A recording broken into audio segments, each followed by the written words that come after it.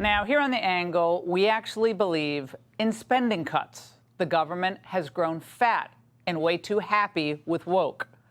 And that includes the Pentagon, if they keep focusing on things that are actually going to harm our readiness instead of focusing on what we need, a military ready to take on our enemies. Well, thankfully, some in Congress agree with that. And during a markup of the National Defense Authorization Act, Republicans, including my next guest, proposed changes that targeted diversity, equity, and inclusion programs. To my colleagues' questions about whether or not I intend to use this hearing to go after the diversity, equity, and inclusion initiatives and the critical race theory in the military, the answer to that question is unequivocally yes. I view this not as a wedge issue, not as divisive, but as remedial. We have to go and remediate the bad things that have happened as a consequence of this embrace of radical gender ideology and radical race ideology. Now, one of the amendments Gaetz proposed was to get rid of the Pentagon's chief diversity officer. Well, it passed, but he wanted to go a step further and eliminate federal funding for all DEI training. That amendment, he says, failed after 2 Republicans joined Democrats to defeat it. Got to name names.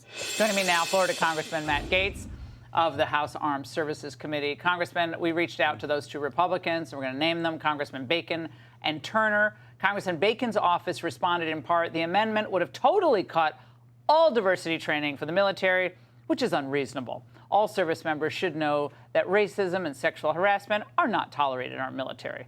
Oh, that's a weak response. Your response to that? As I explained to Congressman Bacon in the committee, we always have standards in the military that don't allow people to be racist or harmful to their fellow service members, and none of those standards would have changed. The question is whether or not we ought to have these chief diversity officers, and Laura, they're making as much as $183,000 per year. Compare that to a private in the Army or an airman or a sergeant working for our military. Tell you what, if the chief diversity officer is what we need to win wars, maybe we should send them all to the front lines in Ukraine, like now. Get them to Taiwan. But of course, that's not the case. This dilutes our readiness. I'm glad that the structural office has been eliminated, but you always have to follow the money. And that's why I'm going to continue to pursue efforts to get all of the funding removed. Yeah, getting results. I mean, people talk about these issues and freedom and all these wonderful ideas, generic concepts that are important.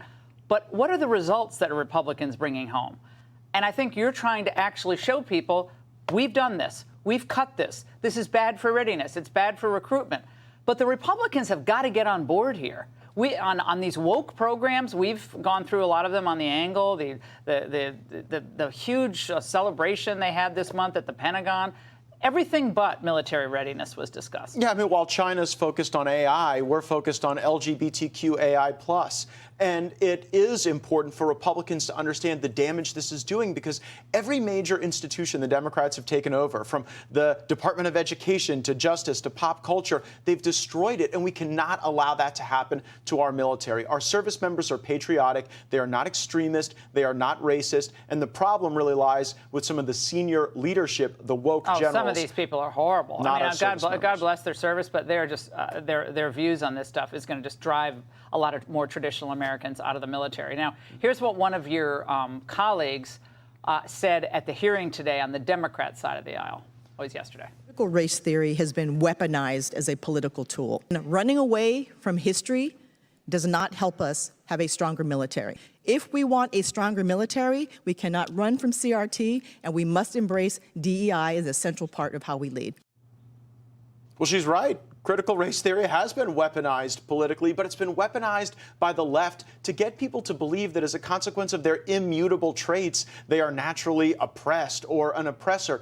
And people in the military, minorities in the military, have come to me to talk about how divisive this is, that the whole reason there's commonality in training is the sense that you are one unit, one team. And that we went from be all you can be, one of the greatest slogans of all time, to this embrace of radical gender ideology and radical race ideology. And you're right, we should not pass another authorizing act for this military that does not uproot all of the wokeness. We know where to find it, but it takes political courage, Laura, because you've got corporate America and K Street all pushing for an embrace of this radicalism. What are Republicans in the majority in Congress for, in the House, if they're not going to do stuff like excise that ridiculous spending What are they there for? This was the core covenant that we had with our voters to get in the majority, and it seems as though far too many are willing to violate it. Congressman Gaetz, thank you, and we'll stay updated on that. Hey, Sean Hannity here. Hey, click here to subscribe to Fox News YouTube page and catch our hottest interviews and most compelling analysis.